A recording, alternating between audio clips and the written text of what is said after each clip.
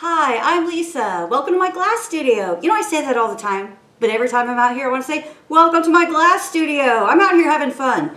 And I'm building projects to share with you to get you out in your studio so you can say, welcome to my studio. And I'm having fun. I can't wait for you to say that. Get out there and say it to yourself. You don't need anybody around to talk to. Say, I'm having fun. I'm always out here. I'm always having fun. I'm out here for you because I'm making videos. I hope encourage you, keep you in a positive attitude, positive mood, keep you inspired, keep you feeling like, I can get out in my studio and just have a wonderful time being creative and end up with something, be productive, and end up with something really spectacular and fabulous.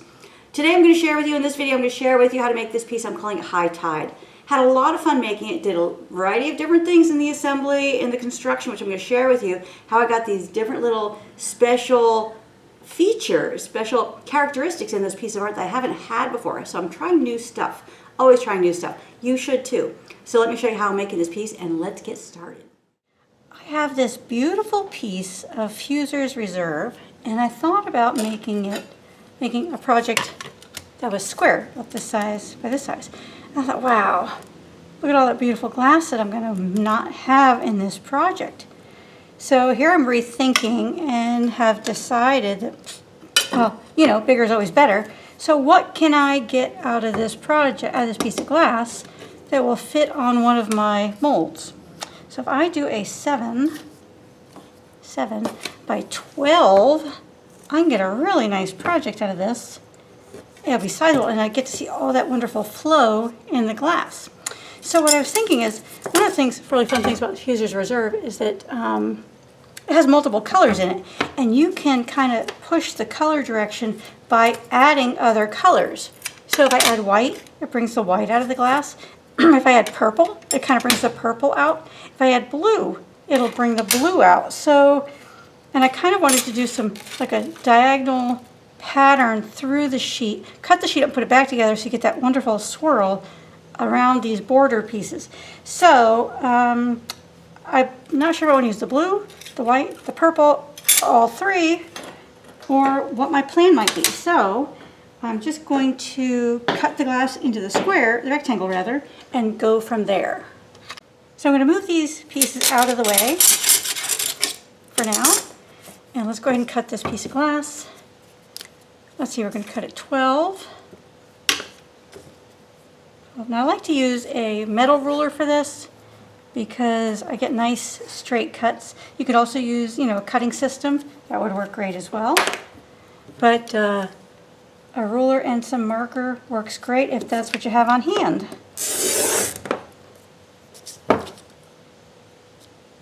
Okay, let's get this cut out.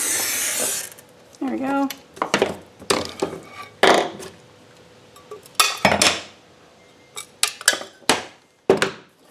Oh gosh, those pieces are beautiful, aren't they?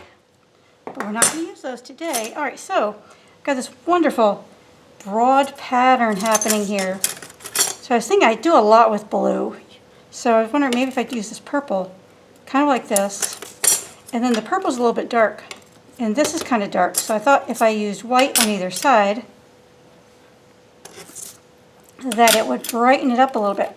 And I'm trying to make this diagonal detail narrow enough that you still see all that wonderful pattern happening, but interesting enough to make this pattern something different. So I think I like that. So what I like about it is I got this great curve here and this great curve here. I could bring it over here, but I'm losing a little bit of this curve here. Although it is kind of nice to have it, I've got some wonderful stuff happening there, and that's really nice and big. And this is pretty. All right, I could do it over here. I could do it over here. I could do it this direction, of course. That's kind of fun right there. But something is telling me it needs to go this way. And I like that right there. It's kind of like a river going underneath a bridge, right? That's kind of cool. All right, so this is what I'm going to do right here. I'll hold these down. I'm going to draw some lines on here.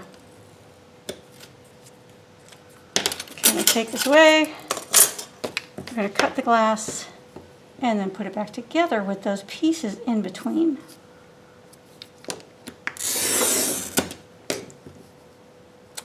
You know, I frequently work with a pattern, but you don't always have to. Sometimes you go out in your studio and just, you know, let the glass talk to you and do whatever kind of comes naturally. Now here it's important that I keep the correct orientation, keep these pieces, you know, in the right order here. Put those back together. Look how pretty that is.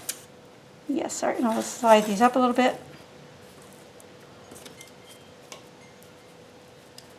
It's kind of sticking to my table there. Okay, that looks pretty good. All right. Mark this.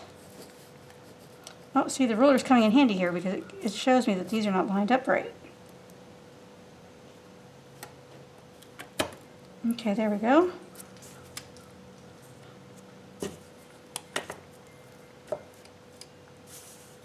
Take an extra few seconds here to get this lined up just right, so your pieces are cut nice and accurately. I'll slide those down a little bit. I want to make sure you can see what's happening here. There we go. Oh, these are kind of in the way. So, you know, I'm just going to just turn it and cut it. These are short enough that I don't necessarily need the ruler.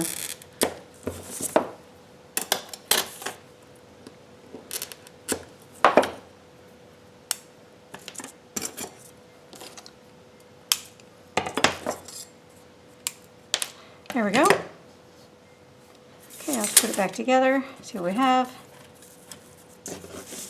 I can use the ruler to make sure everything is lined up nicely, which it is. Beautiful. Okay, now we're going to take the ruler, put it up here, and mark this edge.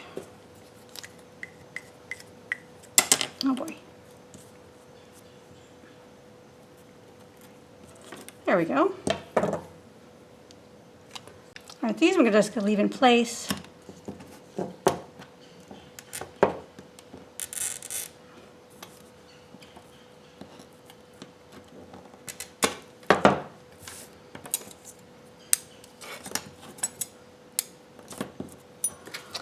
And get those cut to size. And there we go. Kind of cool, huh? Let's go ahead and line that up again.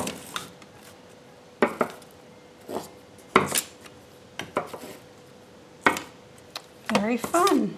Now, okay, so, yeah, there's a variety of other things I could do to this, but I'm kind of thinking I could put borders on the ends.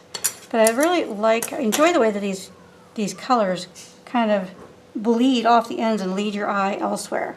So, but I am going to make sure I clean this glass off, clean that Sharpie off. I'll place this on top of a piece of clear, and then we'll fire this to a full fuse temperature. I love the way this design is coming out, and I thought I might add another little twist to this design. You know, we're always curious how textured glass will fire on a project. So I've got this pretty clear ripple fusible. Got a nice texture on one side, it's kind of smooth on the other side. And I'm thinking, well, I could put it on top and see what happens. Maybe it'll take that pattern and put a little bit of almost a shimmer to it, so it looks like it's underwater. The other option would be put it texture up and put the pieces on top of it and see if we get any extra shimmer that way, which might be nice. And actually, I kind of like the way that's working. So I think that's what we're going to do. Just put the texture up, put these pieces on top, oops, and then fire this to a full fuse temperature, and we'll see. Maybe we'll get some bubbles trapped in there. Maybe we'll get that pretty little shimmer that we're getting out right now that kind of looks like there's you know, water underneath these pieces, which is kind of fun. And so we're going to take that to the kiln, fire that to a full fuse, and see what we have. All right, so we have fired this piece to a full fuse temperature. Here we have the blank. Isn't it beautiful? Got a great shine. I love this fuser's reserved for that beautiful, oh gosh, ceramic sheen it has. It's just beautiful. So I fired this on a piece of clear ripple glass, and I don't know if you can see this, but I'll hold it up in the light for you later. But I've got this awesome little pattern of bubbles here. Got this pretty little scalloped edge here and here from that ripple. Out of here. So the ripple glass was clear and the texture was up. So it was between this glass, it was in between layers. And we got this cool ripple happening right here. So that was an unexpected, fun added detail.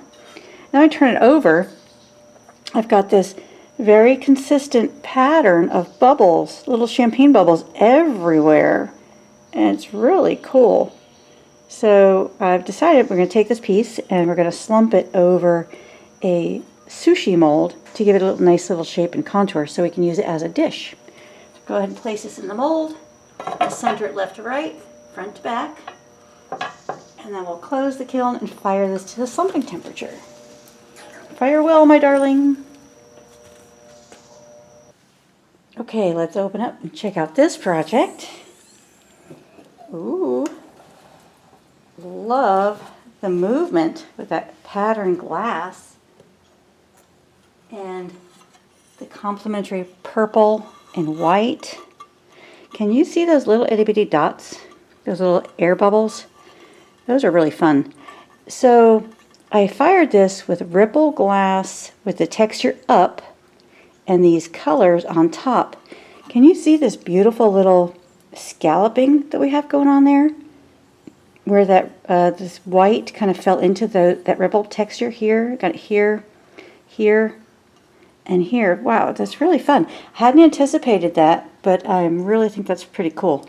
Also, when you look at the back of it, I have a whole bunch of little champagne bubbles everywhere, which are kind of fun. They're sort of uniform, but sort of random at the same time. Here you can see that scalloping effect a little bit more on the white and the purple, which is really cool. So, you know, sometimes working materials that you don't usually work with in a different order can really shake up a project and make it more interesting and more exciting. So don't hesitate to try different materials used in a different way, or same old materials used in a different way, rather. Anyway, love the movement here. Fun stuff. And again, we could have changed that to a different color. Could have picked up a blue, could have picked up a gray, and an aqua color would have been nice in there. So a lot of opportunity to take this design idea in different directions, and that's always very exciting. Hey, wasn't that fun? Oh my gosh, now remember, you can make this, you don't have this much glass, you can make this smaller and still get the same great effect. You can make it with a different material and still get the same great effect. So keep in mind, a lot of variety. You know, what I'm trying to share with you in these videos is give you the information to make something new, unique, and interesting, and also encourage you to step out on your own and try exploring new techniques and new processes and new combinations of glass and techniques together to get new and interesting pieces. Now again, if you don't have this much material or you're trying something for the first time, start small, and then you'll learn from that, and you can take that what you've learned there and apply it to something larger down the road. So thanks so much for being here and sharing and spending part of your day with us. I really appreciate it. Thanks for following, liking, subscribing, commenting. We love when you do that. It encourages us and keeps us out here making these videos for you. So thank you so much. We're here for you. You're here for us. Thank you. Also, become a premium video member. How many times do I have to ask you this? Get on it. Become a member today. You get wonderful video courses, full-length video courses with pattern ebooks, everything you need to complete those projects, and you get access to 40 videos right now the minute you become a member. So join today. We'd love to have you. Until next time, happy fusing.